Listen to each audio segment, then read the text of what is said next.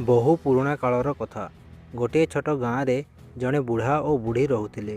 ଦୁହେଁ ବହୁତ ଦୁଃଖରେ ଥାଆନ୍ତି, କାରଣ ସେମାନଙ୍କର କୌଣସି ପିଲାପିଲି ନଥିଲେ। ନିଜର ଶୂନ୍ୟ ସଂସାରକୁ ଦେଖି ଦୁହେଁ ବେଳେବେଳେ ଭାରି ମନ ଦୁଃଖ କରନ୍ତି। ଦିନେ ବୁଢ଼ା ବୁଢ଼ୀକୁ କହିଲା, "ଲୋ ବୁଢ଼ୀ, ଏମିତି ଏକା ଏକା ରହିବାକୁ ଆଉ ଜମା ଭଲ ଲାଗୁନି। ଆମେ ଗୋଟେ ଛେଳି ଆଣି ଘରେ ରଖିଲେ କେମିତି ହୁଅନ୍ତା?" ବୁଢ଼ୀ ଏଥିରେ ରାଜି ହୋଇଗଲା। ସେହିଦିନ ହିଁ ଦୁହେଁ ହାଟକୁ ଯାଇ 4 କଉଡ଼ିରେ ଗୋଟିଏ ହୃଷ୍ଟପୃଷ୍ଟ ଛେଳି କିଣି ଆଣିଲେ। 4 କଉଡ଼ିରେ କିଣା ହୋଇଥିବାରୁ ସେମାନେ ଶ୍ରଦ୍ଧାରେ ତା ନାଁ ରଖିଲେ 4 କଉଡ଼ି। ବୁଢ଼ୀ ମାଉସୀ ଛେଳିଟିକୁ ପାଇ ଭାରି ଖୁସି। ସେ ତାକୁ ନିଜ ହାତରେ ଖୁଆଇ ଦିଏ, ପାଣି ପିଆଇ ଦିଏ। ସେ ଯୁଆଡ଼େ ଯାଏ 4 କଉଡ଼ିକୁ ସାଙ୍ଗରେ ନେଇଯାଏ। କିନ୍ତୁ କିଛି ଦିନ ପରେ ଛେଳିଟି ଭାରି ମନମୁଖୀ ହୋଇଗଲା। ଯାହା ଘରେ ପଶି ଯାହା ପାଏ ତାହା ଖାଇଯାଏ। ପଡ଼ୋଶୀମାନେ ଅତିଷ୍ଠ ହୋଇ ବୁଢ଼ା ପାଖରେ ଗୋଳ କଲେ। ବୁଢ଼ାକୁ ଭାରି ରାଗ ମାଡ଼ିଲା। ସେ ବୁଢ଼ୀକୁ କହିଲା, "ଏ ଛେଳିକୁ ନେଇ ଜଙ୍ଗଲରେ ଛାଡ଼ି ଦେଇ ଆସ।" ବୁଢ଼ୀ ବିକଳ ହୋଇ କହିଲା, "ନାହିଁ ଏମିତି କୁହନି। ଆମେ ୟାକୁ ଗଉଡ଼ ସାଙ୍ଗରେ ଜଙ୍ଗଲକୁ ଚରିବାକୁ ପଠାଇ ଦେବା।" ସେଇଆ ହେଲା। ଛେଳିଟି ଗଉଡ଼ ସାଙ୍ଗରେ ଜଙ୍ଗଲକୁ ଯିବାକୁ ଲାଗିଲା। ହେଲେ କିଛି ଦିନରେ ଗଉଡ଼ ମଧ୍ୟ ହାର ମାନିଗଲା। 4 କଉଡ଼ି କାହାରି କଥା ମାନେନି। ଗଉଡ଼ ତାକୁ ନେବାକୁ ମନା କରିଦେଲା। ଛେଳି ପୁଣି ଘରେ ରହିଲା। ଏହି ସମୟରେ ତାର 2ଟି ଛୁଆ ହେଲେ। ଛୁଆ 2ଟି ବି ମା ପରି ଦୁଷ୍ଟ ହେଲେ। ଏବେ ବୁଢ଼ୀ ବି ହଇରାଣ ହୋଇ କହିଲା, "ମୁଁ ଆଉ ଏମାନଙ୍କୁ ସମ୍ଭାଳି ପାରିବିନି।" ଶେଷରେ ବୁଢ଼ା ବାପା ଛେଳି ଓ ତାର 2 ଛୁଆଙ୍କୁ ନେଇ ଜଙ୍ଗଲରେ ଛାଡ଼ି ଦେଇ ଆସିଲା। ଛେଳି ଓ ତାର 2 ଛୁଆ ଖିରିମିଟି ଓ ହିରିମିଟି ଜଙ୍ଗଲରେ ବୁଲି ବୁଲି ଘାସପତ୍ର ଖାଇଲେ। ଦିନେ ହଠାତ୍ ସେମାନଙ୍କର ସାମ୍ନା ଏକ ବାଘୁଣୀ ସହ ହେଲା। ବାଘୁଣୀ ଲୋଭିଲା ଆଖିରେ ଛୁଆ 2ଟିକୁ ଚାହିଁ ଭାବୁଥିଲା, କେତେବେଳେ ଏମାନଙ୍କୁ କଳେ ବଳେ କୌଶଳେ ଚାଟିଦେବି। ବାଘୁଣୀର ମନ୍ଦ ଉଦ୍ଦେଶ୍ୟ ବୁଝିବାକୁ ଛେଳିକୁ ଡେରି ହେଲାନି। ସେ ଭାରି ଡରିଗଲା। କିନ୍ତୁ ସାହସ ସଞ୍ଚୟ କରି ବାଘୁଣୀ ପାଖକୁ ଯାଇ ମୁଣ୍ଡ ନୁଆଁଇ କହିଲା, "ଅପା ପ୍ରଣାମ।" ବାଘୁଣୀ ତ ଆଶ୍ଚର୍ଯ୍ୟ। ଏ ଛେଳି ପୁଣି ମୋତେ ଅପା ବୋଲି ଡାକୁଛି। ଏବେ ଏହାର ଛୁଆଙ୍କୁ ଖାଇବି କେମିତି? ବାଘୁଣୀ ପଚାରିଲା, "ତୁ କେଉଁଠି ରହୁ?" ଛେଳି କହିଲା, "କ'ଣ କହିବି ଅପା, ଆମର ରହିବାକୁ କୌଣସି ଠିକଣା ନାହିଁ।" ବାଘୁଣୀ ଦୟାପରବଶ ହୋଇ କହିଲା, "ଆରେ ରହିବାକୁ ଜାଗା ନାହିଁ? ତୁ ଜମା ବ୍ୟସ୍ତ ହୁଅନା। ମୋ ସାଙ୍ଗରେ ଚାଲ। ମୋ ପାଖରେ 2ଟି ଗୁମ୍ଫା ଅଛି। ଗୋଟିକରେ ମୁଁ ରହିବି, ଅନ୍ୟଟିରେ ତୁ ତୋ ପିଲାଙ୍କୁ ଧରି ରହିବୁ।" ଛେଳି ଖୁସିରେ ବାଘୁଣୀ ପଛେ ପଛେ ଚାଲିଲା। ସେ ବୁଝି ଯାଇଥିଲା ଯେ ଅପା ଡାକରେ ବାଘୁଣୀ ତରଳି ଯାଇଛି। ବାଘୁଣୀର ଗୁମ୍ଫା ପାଖରେ ଥିବା ଅନ୍ୟ ଏକ ଗୁମ୍ଫାରେ ଛେଳି ଓ ତାର ଛୁଆମାନେ ନିଶ୍ଚିନ୍ତରେ ରହିଲେ। କିଛି ଦିନ ପରେ ବାଘୁଣୀର ମଧ୍ୟ 2ଟି ଛୁଆ ହେଲେ। ଛୁଆ ହେବା ପରେ ବାଘୁଣୀ ଶିକାରକୁ ଯାଇପାରିଲା ନାହିଁ। ଫଳରେ ତାକୁ ଭାରି ଭୋକ ଲାଗିଲା। ସେ ପୁଣି ଥରେ ଛେଳି ଛୁଆଙ୍କୁ ଖାଇବା ପାଇଁ ଛକି ରହିଲା। ଛେଳି ବାଘୁଣୀର ଆଖିକୁ ଦେଖି ସବୁ ବୁଝିପାରୁଥିଲା।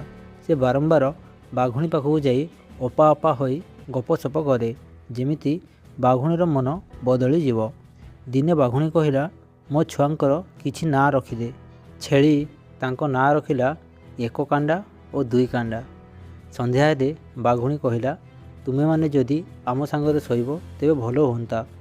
ଅନ୍ତତଃ ଜଣେ ଛୁଆକୁ ମୋ ପାଖକୁ ପଠାଅ।" ଛେଳି ଭାରି ଚିନ୍ତାରେ ପଡ଼ିଗଲା। କିନ୍ତୁ ଖିରିମିଟି ସାହସ ଦେଖାଇ କହିଲା, "ମା, ତୁ ବ୍ୟସ୍ତ ହୁଅନା, ମୁଁ ଯିବି ଶୋଇବାକୁ।" ବାଘୁଣୀ ଗୁମ୍ଫାକୁ ଯାଇ ଖିରିମିଟି କହିଲା, "ମାଉସୀ, ମୁଁ ଆସିଲି।" ବାଘୁଣୀ ଖୁସି ହୋଇ ତାକୁ ଗୋଟିଏ କଡ଼ରେ ଶୋଇବାକୁ କହିଲା। ଖିରିମିଟି ଶୋଇଲା ସତ, କିନ୍ତୁ ଡରରେ ତାକୁ ନିଦ ହେଉନଥାଏ। ଅଧରାତିରେ ସେ ଦେଖିଲା ବାଘୁଣୀ ଘୋର ନିଦରେ ଶୋଇଛି।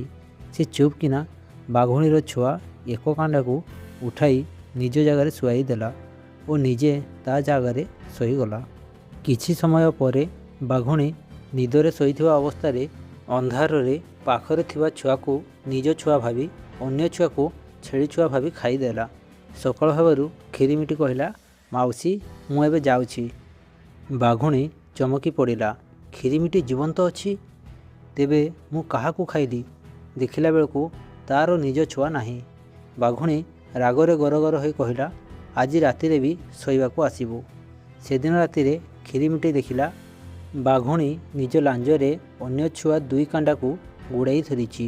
ଖିରିମିଟି ଗୋଟିଏ ବଡ଼ କ୍ଷୀରା ଆଣି ବାଘୁଣୀ ପାଖରେ ରଖିଦେଇ ନିଜ ଗୁମ୍ଫାକୁ ପଳାଇ ଆସିଲା। ବାଘୁଣୀ ଭୋକ ବିକଳରେ ସେହି କ୍ଷୀରା ହିଁ ଚୋବେଇ ଖାଇଗଲା। ସକାଳେ ଯେତେବେଳେ ଖିରିମିଟି ପୁଣି ଦେଖାଦେଲା, ବାଘୁଣୀ ଜାଣିପାରିଲା ଯେ ସେ ଠକାମିର ଶିକାର ହୋଇଛି। ଖିରିମିଟି ଦୌଡ଼ି ଆସି ମାଆକୁ କହିଲା, ମା ଚାଲ, ବାଘୁଣୀ ଆମକୁ ଆଉ ଜମା ଛାଡ଼ିବନି। ତିନିହେଁ ଜୀବନ ବିକଳରେ ଦୌଡ଼ିବାକୁ ଲାଗିଲେ। ଦୂରକୁ ଯାଇ ଥକିଯିବାରୁ ସେମାନେ ଗୋଟିଏ ବଡ଼ ଗଛ ଉପରକୁ ଚଢ଼ିଗଲେ। ପଛେ ପଛେ ବାଘୁଣୀ ମଧ୍ୟ ଗୋଡ଼ର ଚିହ୍ନ ଦେଖି ସେହି ଗଛ ପାଖରେ ପହଞ୍ଚିଗଲା। ସେ ଗର୍ଜନ କରି କହିଲା, ଏବେ ତଳକୁ ଆସ, ତୁମମାନଙ୍କୁ ମୁଁ ଖାଇବି। ଛୁଆ ଦୁଇଟି ଡରିଗଲେ, କିନ୍ତୁ ଛେଳି ନାନୀ ମୁଣ୍ଡ ଖେଳେଇ କହିଲା, ଖିରିମିଟି ବାହାର କର ସେ ସୁନାବାଡ଼ି। ବାଘୁଣୀ ଆଶ୍ଚର୍ଯ୍ୟ ହେଲା, ଛେଳି ପାଖରେ ସୁନାବାଡ଼ି କେଉଁଠୁ ଆସିଲା? ଛେଳି ଉପରୁ ଗୋଟିଏ କାଠ ଗଣ୍ଡି ପକାଇଲା, ଯାହା ବାଘୁଣୀ ପିଠିରେ ବାଜିଲା। ବାଘୁଣୀ ଭୟରେ ଟିକେ ପଛକୁ ଘୁଞ୍ଚିଗଲା। ଏତିକିବେଳେ ସେଠାରେ ଦଳେ ବାଘ ଆସି ପହଞ୍ଚିଲେ। ସେମାନଙ୍କ ମୁଖିଆ ବାଘର ନାଁ ଥିଲା ବଣ୍ଡୁଆ। ବାଘୁଣୀ ବଣ୍ଡୁଆକୁ ସବୁ କଥା କହିଲା। ବଣ୍ଡୁଆ ବୁଦ୍ଧି ବତାଇଲା, ଜଣକ ଉପରେ ଜଣେ ଠିଆ ହୋଇ ସେମାନେ ଗଛ ଉପରକୁ ଚଢ଼ିବେ। ସବୁଠୁ ତଳେ ବଣ୍ଡୁଆ ରହିଲା, ତା'ର ପିଠି ଉପରେ ବାଘୁଣୀ ଓ ତା ଉପରେ ଅନ୍ୟ ବାଘମାନେ। ବିପଦ ଦେଖି ଖିରିମିଟି ଜୋରରେ ପାଟି କରି କହିଲା, ଦେ ତ ମା ସୁନାବାଡ଼ି, ମାରିବା ବଣ୍ଡୁଆ ପିଠିରେ ବାଡ଼ି। ଏହା ଶୁଣି ବଣ୍ଡୁଆ ଭାବିଲା ଯେ ଏବେ ବାଡ଼ି ତା ପିଠିରେ ବାଜିବ। ସେ ପ୍ରାଣ ବିକଳରେ ସେଠାରୁ ଦୌଡ଼ି ପଳାଇଲା।